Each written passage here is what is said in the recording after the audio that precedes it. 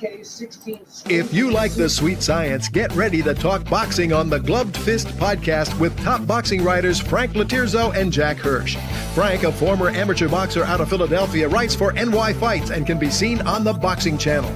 Jack, an amateur boxer who competed in the New York Golden Gloves, was a 6-term president of the Boxing Writers Association. And now, here's Frank Lotierzo and Jack Hirsch.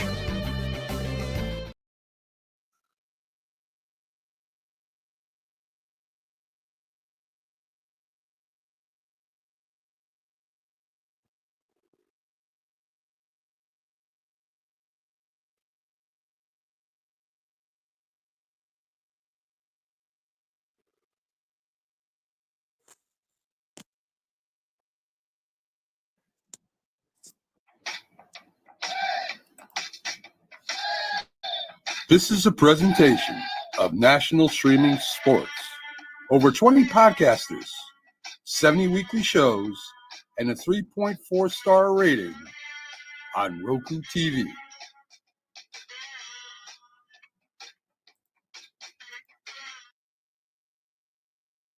How y'all doing today? This is Mac, and today I get to interview Frank Lotierzo, boxing expert. Now, I don't use that term lightly because I know a lot of people in the boxing business.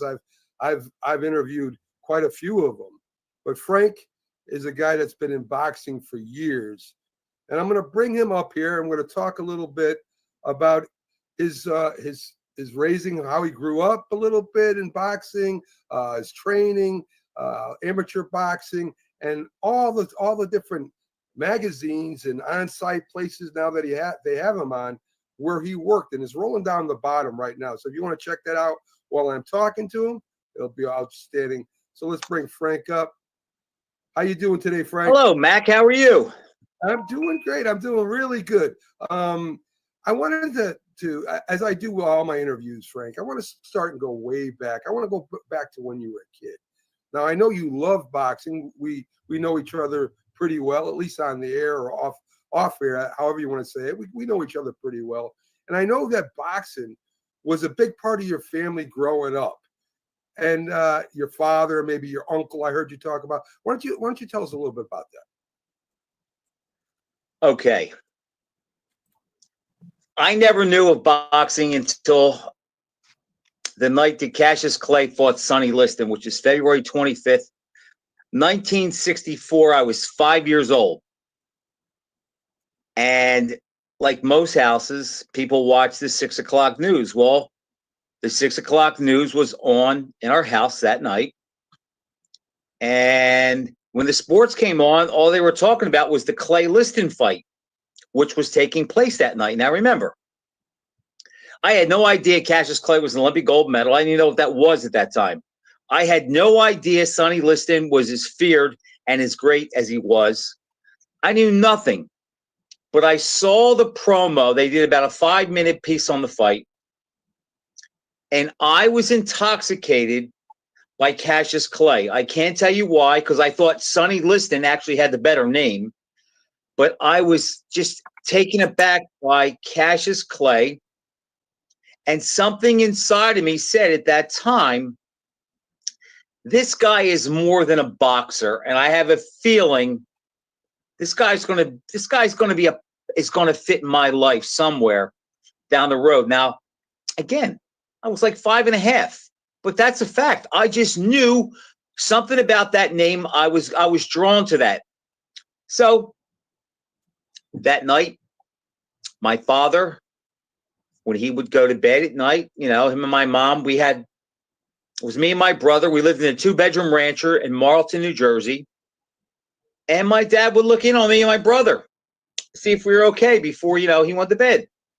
And I was awake. So he cracks the door and he looks in. I said, Dad, I'm not asleep. I said, who won the fight? He said, your boy, Cassius Clay, won the fight. He goes, go to sleep. I'll tell you about it tomorrow. So I'm like, yeah, okay. And Mac, from that point on, I was intoxicated, blown away by Cassius Clay, later Muhammad Ali. I've often said to many people that know me, if Ali would have been a quarterback or a third baseman or a goalie, I probably would have become obsessed with those sports. But when there's an athlete that you really like, it forces you to follow the team. And if it's a team sport, then you follow that team. And then what happens is you want to see where the team fits in with the rest of the league, just like when I met Larry Zonka and Jim Kick in 1970. And we're back. Welcome to Glove Fist. My name is Frank Lotierzo, former full-time observer, part-time writer, joined by special co-host, always co-host. I'm a little choked up, Jack. I don't deal well with death. Jack Hirsch, former 6-term president of the Boxing Writers Association of America. As everybody knows, Mac passed away last week. I never met him, but I had so much, I did have fun with him, and I felt like I knew him, and I'm mad at him because the name of this show is Glove Fist. That's been my email since 1999, and he never gave me credit, Jack, for the name of this show. You didn't even know it until tonight.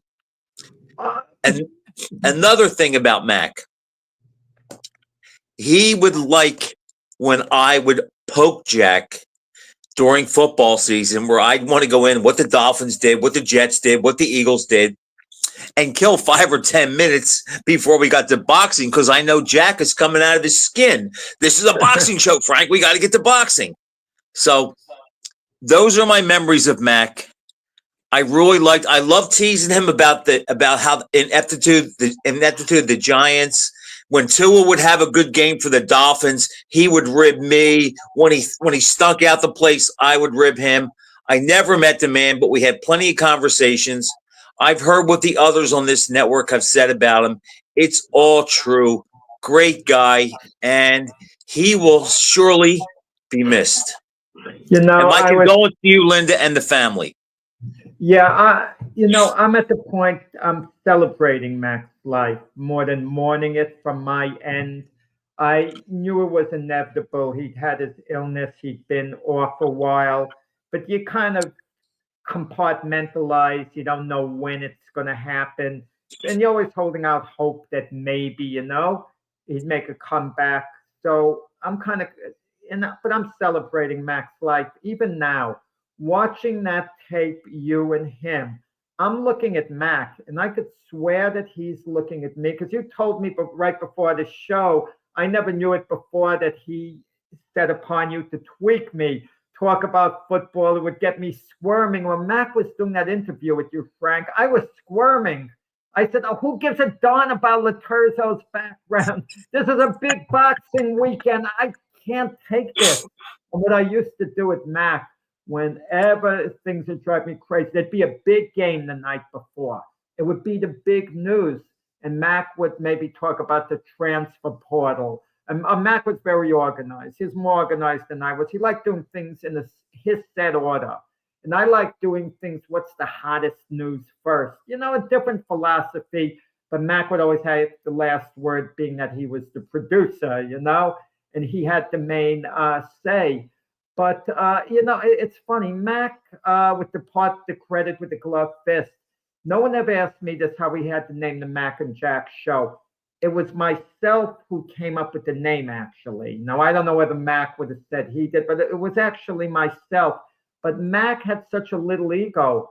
He was willing to let it be the Jack and Mac show. But I knew that wouldn't fly myself, and I didn't want that. I wanted Mac's name first, because I knew Mac was the quarterback of the team. He was the guy who made things happen. He really did. Right. He's the guy who prepared. And on this show, Glove Fist, we'd have fun. We'd compare Mac to Paulie in Rocky 1. You'd see him in the beginning, and then he would kind of disappear. And we'd joke around like, oh, who's the guy standing in back? The meat guy, like Paulie, to get his face in there. But Mac didn't need to get his face in. There was a couple of times tape delay. loads and loads of fun with Mac. And Jack, do you know boxing was his, I'd say, well, one of his most favorite sports. I'm not sure what number. He did tell me once. I think football was one and boxing was number two to him, you know, even though he liked baseball a heck of a lot. Jack, you know who his favorite fighter was? Oh, Smoking Joe Frazier, I believe. Yeah. And you know how we got together, right? Well, I do know this. When Mac and myself were really going great, and we always had a great relationship, but I mean, the show itself, Mac, I think I arranged for you to be a guest once that came through me. I think so. But Didn't Russell Peltz, it was for the Frazier Ali 50th Right. anniversary. Didn't So- Russell Peltz recommend me to you? No, no, Russell didn't do it. I don't believe he did. Okay, I'm pretty Because you sure were having a panelist of myself. guests to discuss the fight. I was the one. I was the one that. Yeah, I believe I was. I'm not certain, but it's unimportant at this point. But Mac all of a sudden decides he's starting a new boxing show. This segment, he doesn't ask me, and I'm thinking, Mac, where have you been? What are you going to do? Ask me to do a hockey show? Come on, it's my specialty. But then he told me, well, Lotierzo wants you to be the co-host, and I didn't even really know you hardly.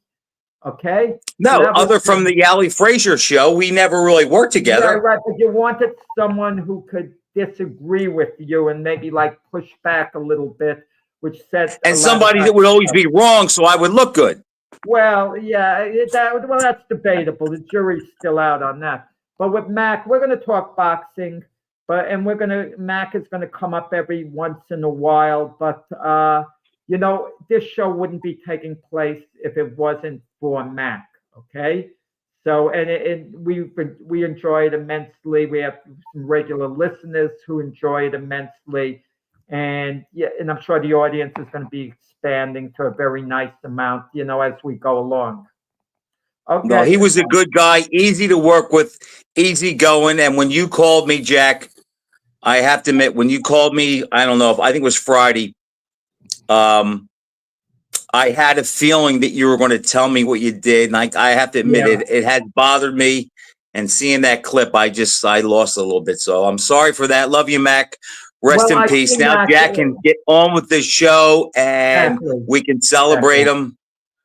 So, go ahead, Jack. Where do you want to start with? Well, yeah, so much boxing activity took place, starting from Wednesday, the Boxing Writers Association dinner, through last night with Nao Inoue. And it started great and it ended great. It started great with the Boxing Writers Association of America's dinner, which I could talk a little about later. And it ended great with Inoue's fight against Ricardo Cardenas. I mean, what was in between, we could do without. But listen, I'm not going to hold it against the winners. Teofimo Lopez turned in a nice performance, and Rolly Romero sprang a big upset. I'm not going to be critical of them. But last night, I love that. What a fight. What a fight last night with Inoue. And I mean, he's one of, I would say, and we've never discussed this on the show, who's the most exciting fight in the sport? And I would have to say Inoue, because Inoue is going to go punch for punch with anyone who wants to slug it out. No questions asked. He'll go punch for punch. And if someone doesn't want to go punch for punch with them, he's going to chase after them, try to make them fight. That's what he does, Jack. He's explosive with both hands. His jab is disruptive. His right hand is a closer, a finisher. His left hook to the body is good. He puts his punches together. He's a smart fighter. He's not reckless or crazy. And as Joe Bergman just said, he is a throwback. He's exciting. The only thing that's going to beat him, Jack, is that physics eventually is going to come into play. And he's going to hit that ladder where he's at the ceiling and his punches aren't going to bother the other guys as much. Now, he said last night he thinks 126 is his ceiling. I agree with him. Let me just say something else too, Jack. I've seen some rip him a little bit, where I think a couple guys said, well, if Tank got knocked down or Crawford got knocked down, people would just write it off. Or with Inouye, they're making it a big deal. And I say this, Inouye is an offensive fighter. He's not cognizant of the defense, Jack. Every punch and combination he throws is to hurt you and to get you out of there. Well, to do that, you have to be in range so you can get hit back. And sometimes he can be timed, and we've seen him drop twice by left hooks in those instances. But when he gets up, he doesn't lose his confidence, and he keeps the other guy busy, and his offense is his defense. He doesn't need to be Whitaker or Mayweather. His offense is his defense. He's the most exciting fighter in the game, and he's the best offensive fighter in the game. He has something else that the great fighters have. Floyd Mayweather had it. Michael Spinks had it. They have a motor. They're going to outlast whoever they fight. A lot of times that's how they're going to win their fights, because they're going to outlast opponents. Okay? And Inoue can be beaten. I mean, he's a great, great fighter. Don't get me wrong. I don't mean to be dismissive. Oh, yeah, he can be beaten. It's going to take an extraordinary effort. But the guy who beats Inoue is going to have two things going for him. Number one, he's going to have to be very durable. Okay, he's going to have chin and power. He's going to get hit over and under some good shots. Inoue is too good to avoid the whole fight, the jab, move, keep out of his way. They're going to have to spend a substantial amount of time in the pocket, like it or not, if they fight Inoue. And two, they're going to have to be able to match his motor. In other words, they're going to have to be able to fight hard all fight, not falter. I mean, listen, Inoue was given another tough fight a few years back, his first fight against Nonito Donaire. Donaire pushed him to the limit, and when Donaire was probably a little past his prime then, in the rematch, Inoue disposed of Donaire easily, but he can be had. Now, there's one fight out there I'm keeping an eye on, who I think would be a serious challenge for Inoue. Rafael Espinoza, who fought before, Jack. I think he is a serious threat to beat Inoue if they get in there. I'm not saying I would pick him. I'd have to do some serious analysis on that fight. I was watching that last night, and when you were just saying now, it's going to take a guy with a big motor and durability, and I agree with all that, but Espinoza is a power forward. He's 6'1.5". He's almost as tall. He's a half inch shorter than Tommy Hearns.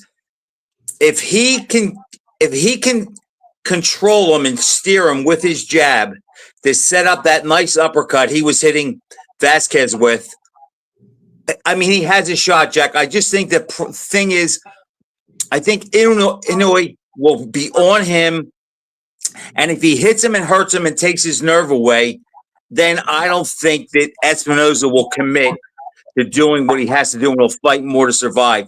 But a guy like that, a freak, a tall guy like that, could definitely be a problem for him. And Espinoza keeps punching, Frank. That's the thing about it. Unlike Cardenas, who would fight in spurts, all of a sudden he'd lash out with a few quick punches and he would score. He waited until it was safe, Jack. Espinoza would be fighting every second, and that might, throw off Inoue. He'll come with these explosive flurries. Espinoza could take him and then just keep working from first bell to last.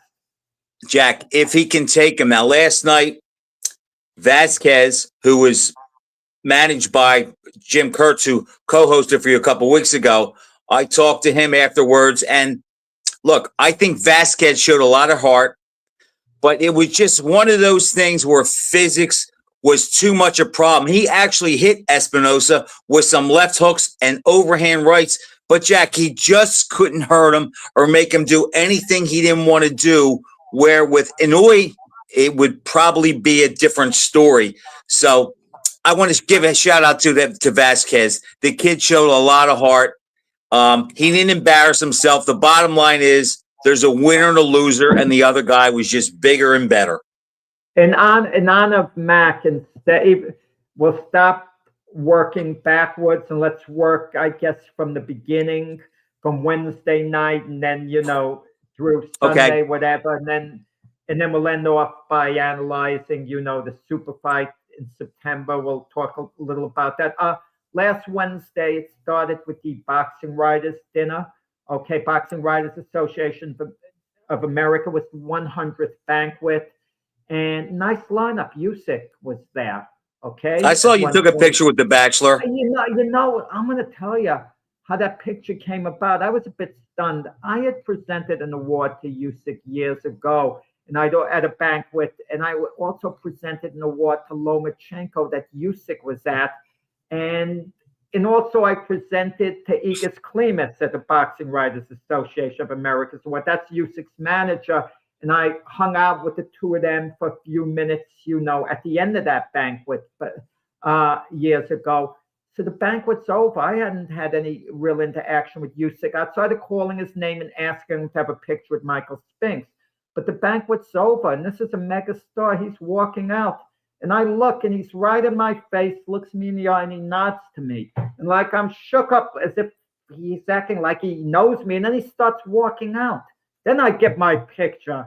I say, Alexander, let me have a picture with you, okay? And he stops, and we get it done. But I was like kind of stunned, like he remembered, it seemed, from in the past. And most guys don't remember. Yeah, let me tell you an oddity that happened at the dinner. You know how much I like Teofimo Lopez. He actually came to the dinner, and he's fighting 2 days later, and he's there with his dad. Joe Santoliquito, the president, who's doing a good job at the BWA, the guy who succeeded me, he had Lopez present to Usyk the Fighter of the Year award. And Usyk didn't know what was coming. I wonder what was going through Usyk's mind, because Usyk is trained by Lomachenko's dad. And he's a good friend of Lomachenko. And, there was some hard bad blood between Lomachenko and Loco. Yeah, even though if Lopez saw Lomachenko now, he would bow down to him. He would, he would give him the ultimate respect. Behind the scenes, he would, if Lomachenko said, if you're really sorry, get on your hands and knees, I think Lopez would get on his knees and say, are we okay? But it was a great dinner. Bernard Hopkins was there. Nonito Donaire was there. Michael Spinks was there. Oscar De La Hoya was there. Just a great, great banquet. And it was a lead into the show at Times Square. I got to tell you a funny thing, Frank. It's not so funny. On one end, the Saudis are doing a phenomenal job of putting on good fights. Kudos to them. But they have no regard for the media. Their show at Times Square was by invitation only. It was like a party. You know what my press credentials would have put me? In a seafood restaurant, actually. So I wasn't going to go there and watch the fight at a bar and just hang out, given that type of credential. And I had to cover it for my publication, Boxing News. So I just stayed home and did the pay-per-view version. And, of the 3 fights in the show, Frank, let me ask you, would you agree with me? The fighter least likely to spring an upset, we would have said, would have been Rowley Romero, right? And he's the one that won, clearly. Yes, we liked all the favorites to win, and Garcia's the only one that didn't win. And he lost clearly. He didn't complain about it. And, there's a lot of things floating around, Jack, about, when you're not on the HGH or whatever aids that some fighters take, you're a different guy. And based on that fight, he looked like a different guy. Well, you have to transition if you go off something. I'm a believer in that. Listen, normally I don't give much weight to Bill Haney, but you can't dismiss his accusation. Oh, you don't look the same. You're off, when you're off something. But then again, his son didn't look that great.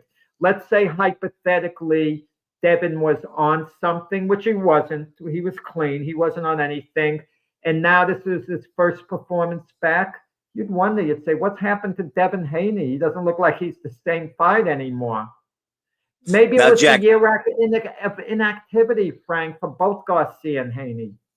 Now, I have to be honest. I only saw the Garcia Romero fight. I did not see. I saw highlights of Haney and Ramirez, and I saw highlights of Teofimo, who looked pretty good defensively. But I only saw the complete fight with Garcia. So you can speak to those two fights better Well, than I can. well, let's with the Garcia fight. What I took out of the Garcia fight is as the fight was going on and he was in danger of losing, the second round knockdown woke us up. Like, wow, is it possible Romero could actually win this fight? Nice double left hook. Right. Well, only one caught him. The One he second caught, hit the glove. the other one Right. hit him. But Right. what's this? Romero threw two of them though. But Garcia didn't do anything in the late rounds. Maybe he couldn't. I mean, you were saying he didn't let his hands go, but it's like he couldn't. There's a term like you can't pull the trigger. He couldn't pull the trigger on any punches, Frank. I mean, what was going on in the later rounds? Don't tell me Garcia was scared of Romero in the later rounds and he was too cautious. Look, Luke Campbell hurt him more in the knockdown. It hurt him as much. Similar knockdown. And Garcia came back nicely from it. This one, he was nothing. He had nothing.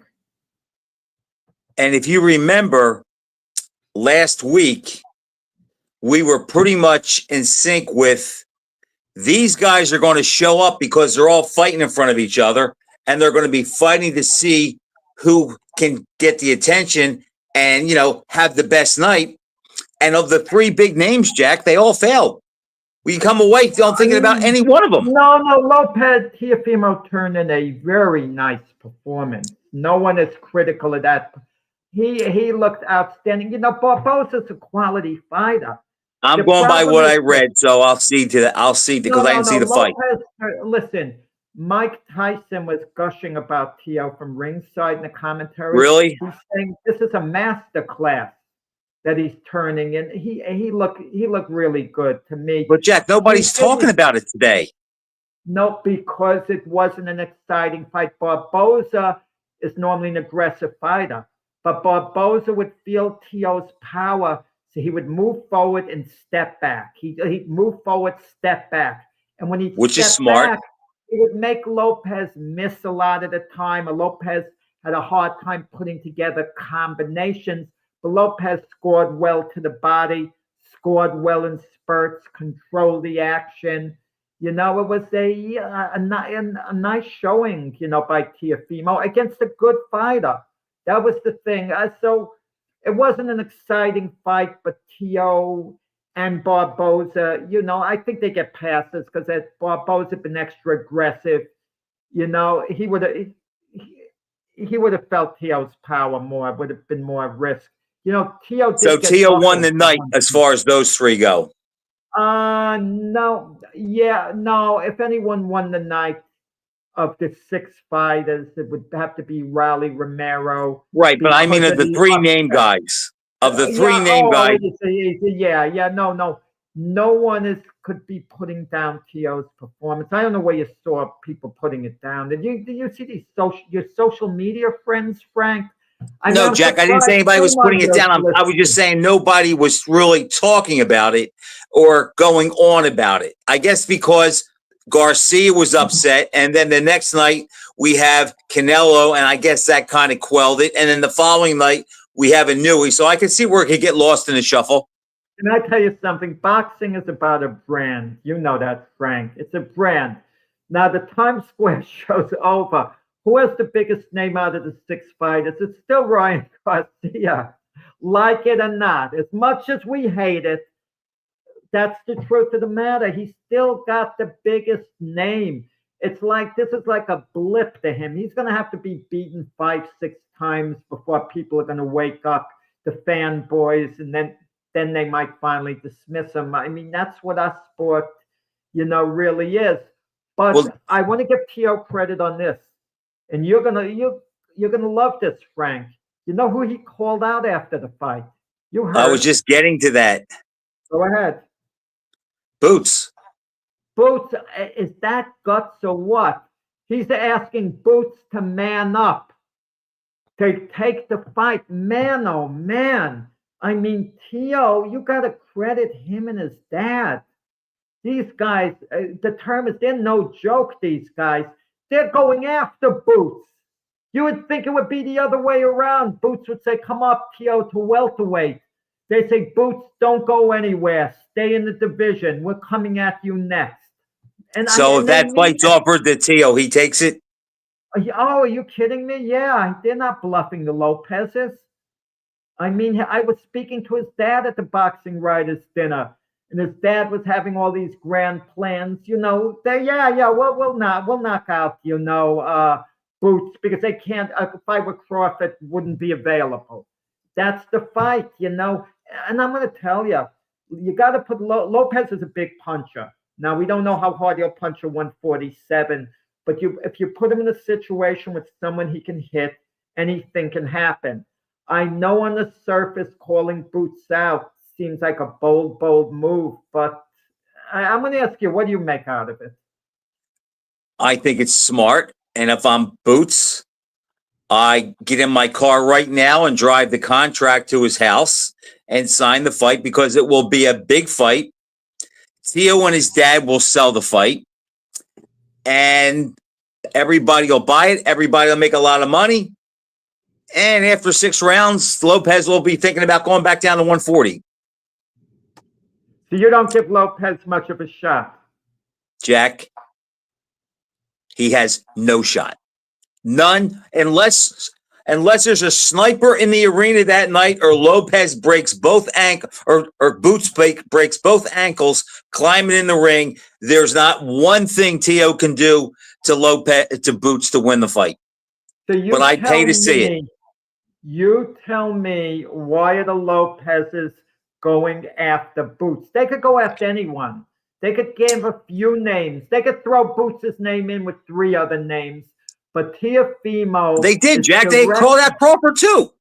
Well, but everyone knows Crawford's not fighting Teofimo. He's set to fight Canelo. So, Jack, do you remember when Mayweather was taunting Winky Wright and offered him a crazy deal of a 70-30 split? And Winky Wright said, "Okay, I'll take it." And then Mayweather disappeared, and they never fought, and you never heard it again. I'm sorry, I don't believe that Tio is serious about the fight. I think they know something, and I think they know it won't happen, but it makes for good copy. If they signed the fight, I was wrong, but that's what I think. I don't think we'll see that fight. Well, I'll tell you, the biggest fight out there from an entertainment viewpoint would be Lopez against Ryan Garcia. Because of the amount of talking, the this and the that. But let's see where the fighters go from here. Raleigh Romero, kudos to Raleigh Romero. I hope he doesn't fight a Devin Haney. It's a bad style matchup. Haney would outpoint him, peck away, move around them. But Raleigh Romero has earned a decent fight. He earned it, with the win over Garcia. Absolutely. I don't see what fight it would be. And I'm going to tell you, if I'm Ryan Garcia, if I still have what it takes, and now it's debatable, I'd want an immediate rematch with Raleigh Romero. It's makeable. Get in the ring with Raleigh Romero again, beat him, even if it's by split decision, just reverse the result. You know what that reminded me of? Camacho and Greg Hargan. Camacho loses the first time, has the rematch, ekes out a decision. You can move on, and if Garcia won a rematch, as unimpressive as he might look in it, it kind of allows him to move forward as a star still, because he, supposedly would have gained revenge. If I'm Romero, Jack, I go for the biggest money fight. But whatever, that's the point I'm at, the most money. If it's with Garcia again, I'll fight him. Frank, obviously. But right. What fight would be out there for Raleigh Romero that would interest me? I mean, that's probably the Garcia rematch is the biggest fight. Yeah, him and Devin Haney just doesn't match up as like a good fight. Moving up a few pounds in weight or whatever, and him and Teofimo Lopez, they could make that. I think Lopez destroys him, but that's the question. for Yeah, another day Theo for would beat me. him. Yeah. Jack, it's sort of like when. Go ahead. No, I was going to ask about Garcia. What is next for him? He's obviously still big. He was in Saudi Arabia the next night. They flew him down there like, oh, you're still a star. If I'm Garcia, Jack, I'm getting paid no matter who I fight because he's the draw. I want to get the revenge against Romero, yes, that's the fight I would try to make. Okay. I might have to And- split the purse, but you know what? That's the way it is. It'll be a nice purse. Yeah, and Devin Haney, he wanted the Garcia rematch. You want to know something? They can still make the Garcia Haney match because it's about personalities, it's entertainment. Even though Garcia lost, they could sell the rematch the same way. And that's what I that's my prediction what's going to happen. Haney fights Garcia next. And Haney didn't look good to me, Frank. He Jack, did if you not think look about good. your Haney, that's really a risky fight because you have the stench of the first fight. Then you have him coming off a loss where he didn't look good.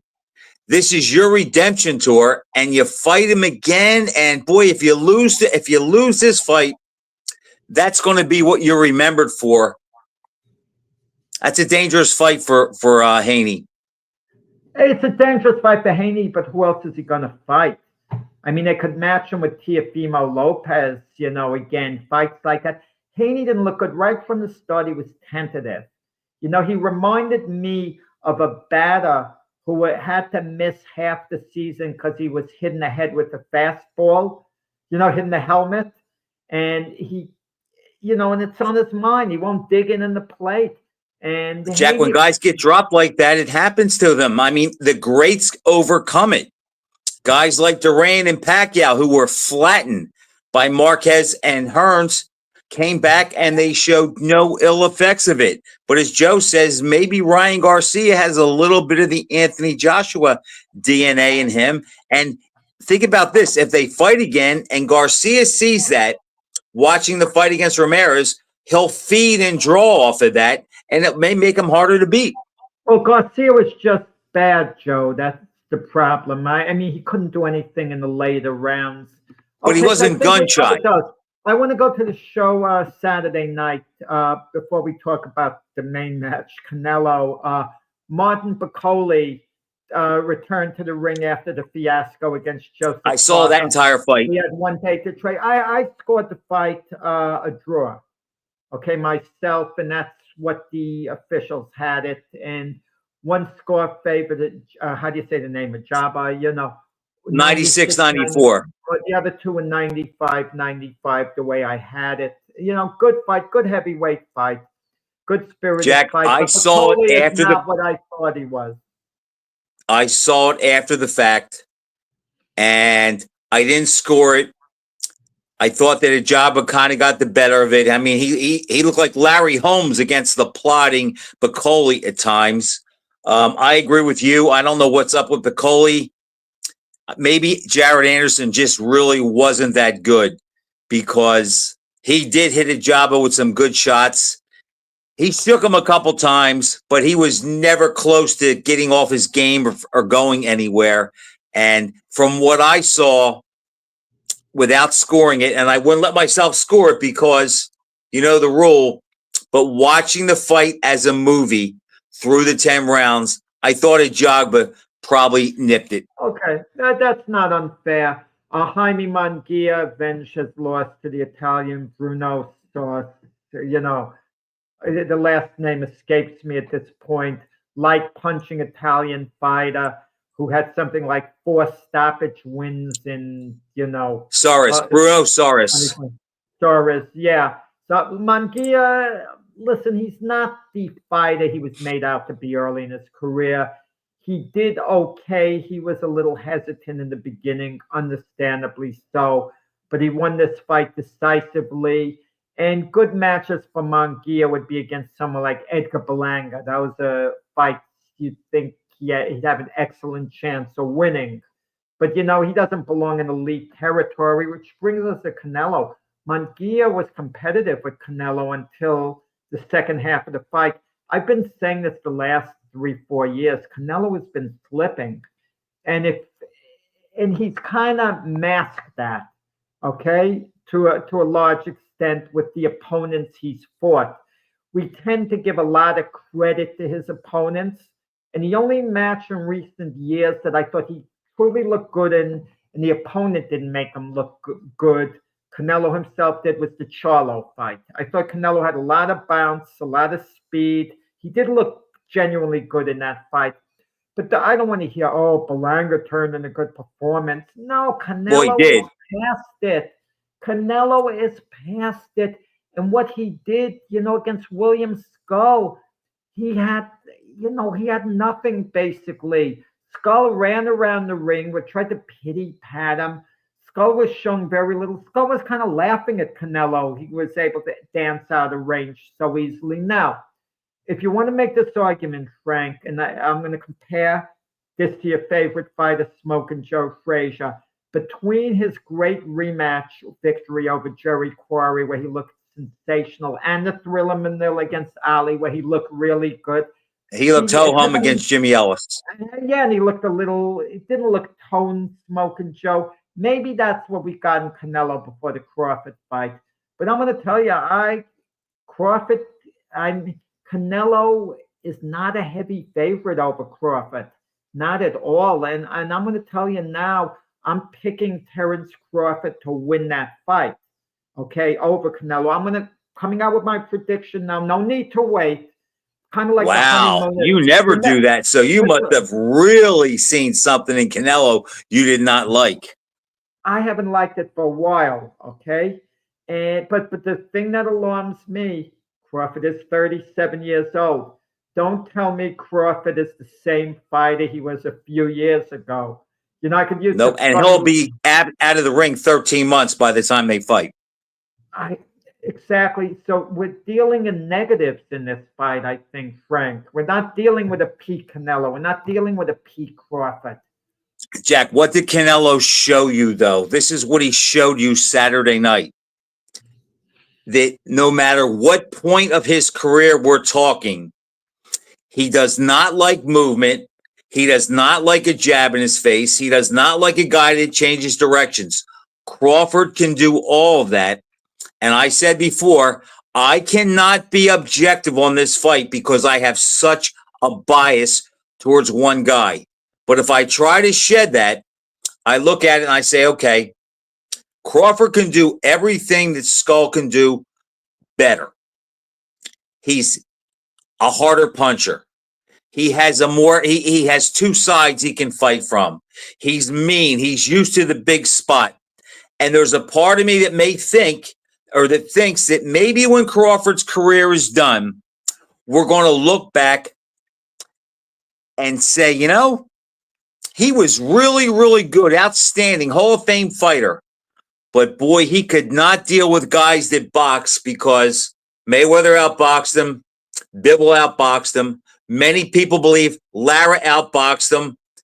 And if Crawford outboxes him, that's going to be the book on Canelo. But let's just say this, Jack. There's a path for Crawford to win that fight, and it's very evident.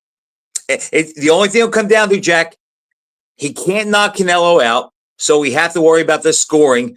In the ring, what we have to worry about is, can Crawford take those shots? And again, Canelo only fights in spurts now, 2 or 3 punches, then he has to reset, track you down again and find you. That works to Crawford's favor.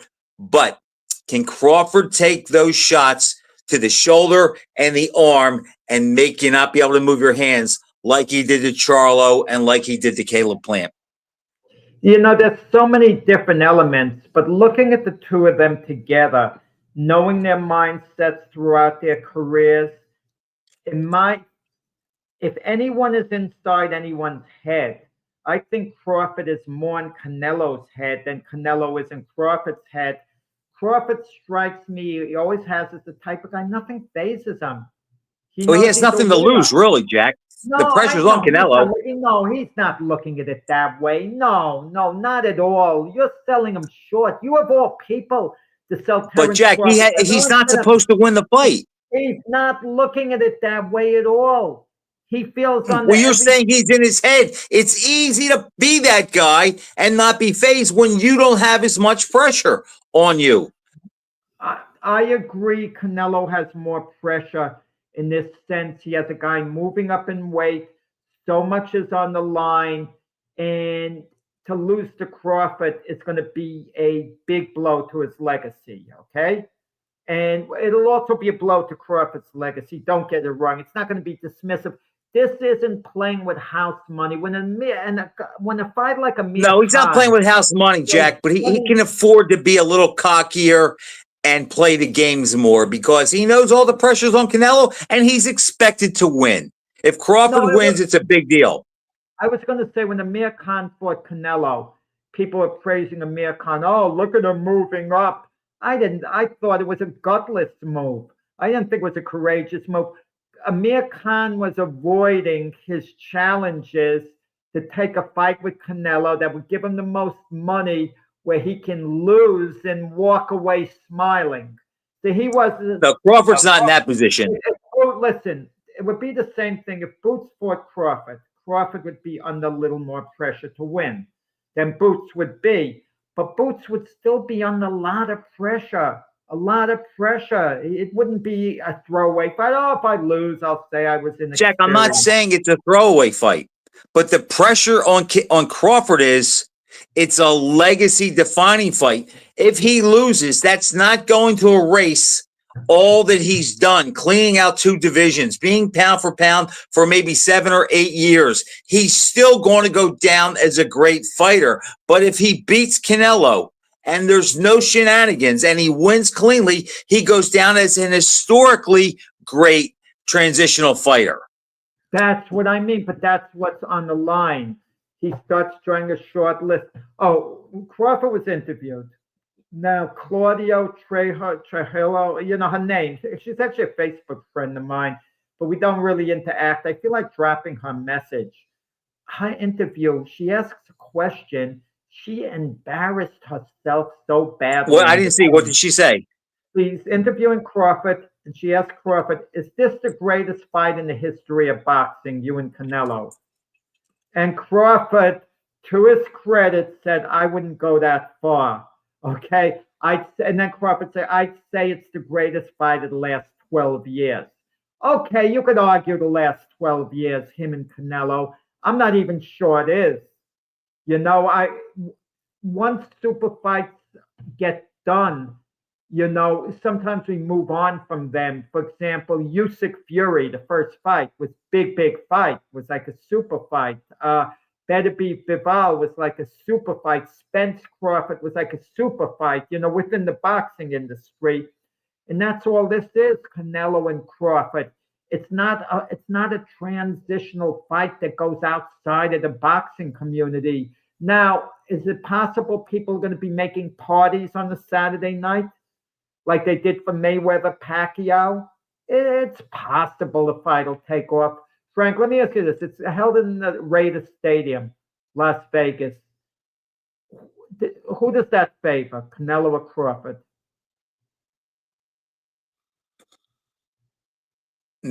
I think the crowd's going to be for Crawford because I could see him fitting in with a Raider crowd. I think Canelo sometimes is viewed as an entitled guy, and maybe the fact that they think he may cherry pick. I think it might favor Crawford. Crawford's personality, it might favor him. And if he wins, Jack, it will be an historically big fight that we'll talk about for years. If he loses, I think it'll go away. You know, look, we're basically at the 10-year anniversary, a couple days past it, of what everybody thought was a super monumental fight between Mayweather and Pacquiao. Nobody talks about that now. No, I saw you posting something about fight dates. It's hard to remember that date. Mayweather and Pacquiao. Okay, let me ask you another question, Frank. Two questions. Would you agree that Crawford and Canelo are past their prime, past their best? Both of them, yes. Okay, who is more past their best amongst out of the two of them?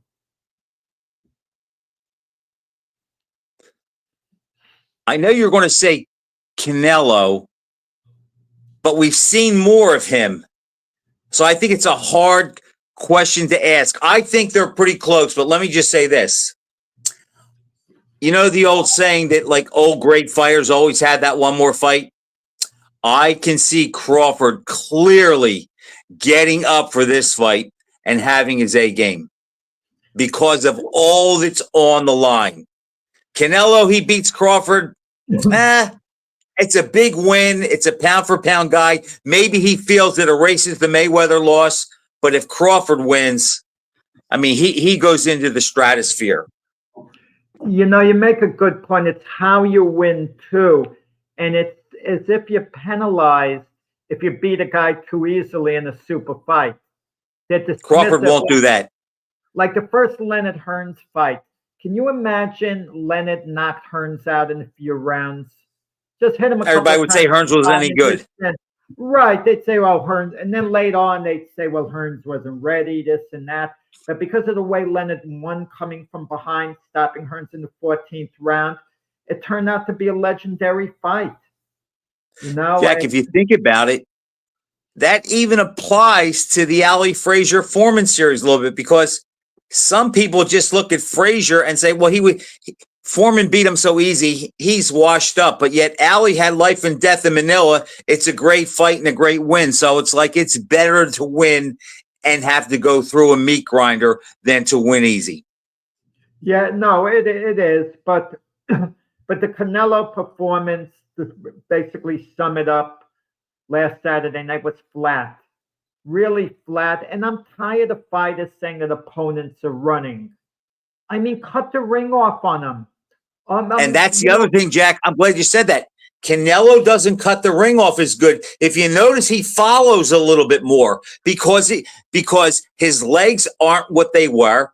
And to cut the ring off, you have to be in great shape and you have to have your legs. And it's like Canelo looked to me like maybe his legs aren't quite there because he was doing more following than he was cutting off the escape route.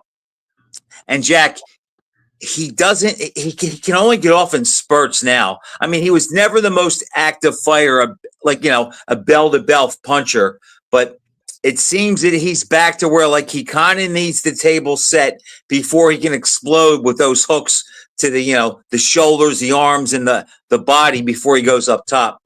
But yeah, his showing the other night's giving people a lot of confidence in Crawford. Maybe if they saw the replay of the Crawford-Madrimov fight, they might go back and change their mind.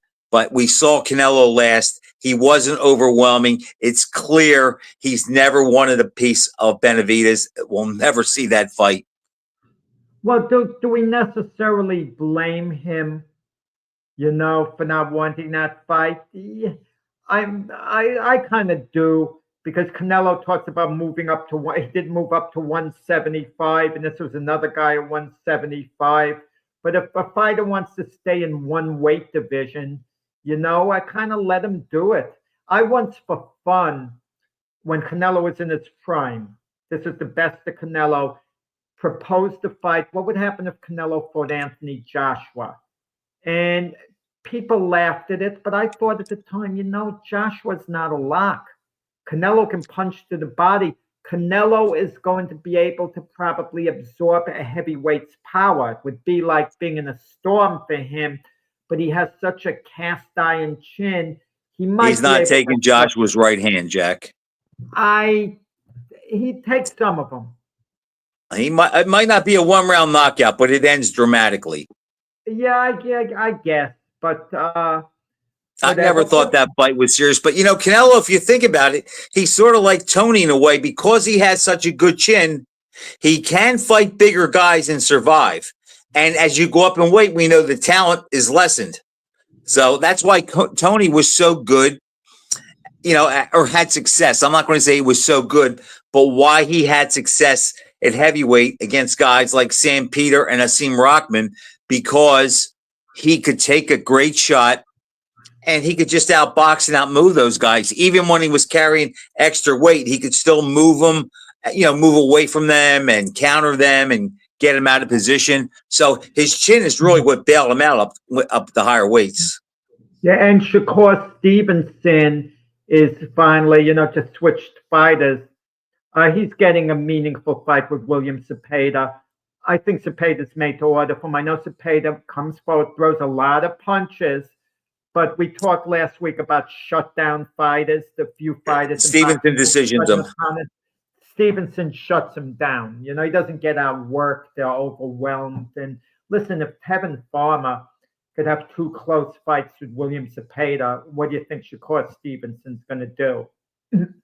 Just that comparison. He's going to win 10-2, 9-3. Or whatever. Yeah, or whatever. And so I guess we're going to be looking forward. It's way off in September, but you mentioned with Crawford, I bet it's training hard right now for the fight. I bet he's focused now. Everything is going into it right now. And it's been like Jamar Teller, he won't look small. And I think Crawford has been training hard for this the last couple of months. By the time he gets in the ring with Canelo, he's going to be in absolutely sensational shape. I think he'll get the best possible, Terence Crawford. What do you think he weighs? I think he comes in at like 62 or 63. Well, it's for super middleweight title. He can come in up to 68. I could see him coming up to 168. I could see it. And solid muscle, too. I'm sure. You look, Mike Spinks did it with Larry Holmes. Put on all that weight. He bypassed basically the cruiserweight division for the most part and put on the weight. I could see Crawford, coming in. I could see Crawford looking like the bigger man on fight night.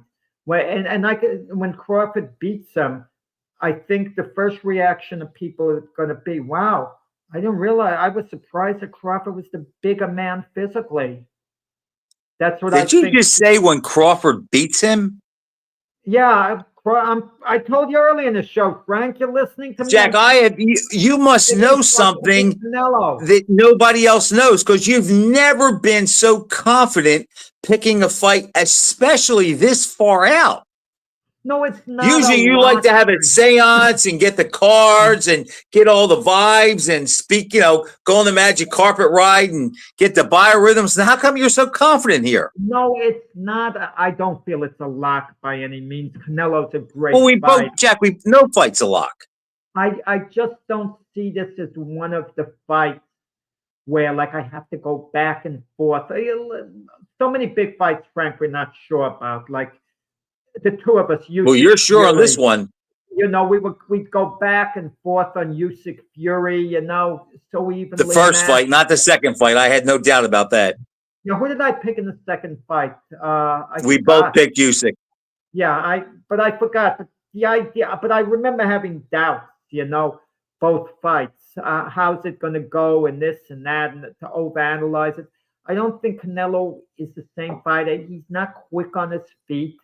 And watching William Scullin with Canelo, William Skull had no offense, but he pity-patted Canelo, laughed at him, danced around him. William Skull was entertaining the crowd during the fight, and Canelo could do nothing about it. Jack, if Crawford wins the fight, what does that do for his legacy? Man. Well, we only have about a minute and a half. That's why I asked you the question, so you had to be concise. It obviously elevates it. Comparison's going to be made who's greater, him or Mayweather, because Mayweather was the last of our great fighters who came up, all-time great fighters, perceived as such, by the fanboys as the greatest of all time. So now that'll be a debate. Yeah, that'll be a debate, Jack. I don't think Crawford ever wins that debate because Mayweather has packaged himself better, but Crawford will be able to say he's the best since Mayweather. And it will not be a reach to start comparing him to Leonard and Hearns. No, not at all. It depends how Crawford wins. And Mayweather could always say he beat Canelo when Canelo was younger, and so on. So, And the way I look at that, Jack, is Mayweather beat him before he peaked, and Crawford, if he beats him, will beat him a little after his peak. Yeah, correct. Okay. All right, Frank, Jack. a lot of fun. And all the best, to Mac, who's listening from up there. And Thanks so much, Mac. Linda, all the best to you. If you ever need anything and I can be there, you just let me know, okay? Mac is with God looking down, and hopefully he gets something to cheer about with the Giants this year. I don't think so, Jack, but you never know.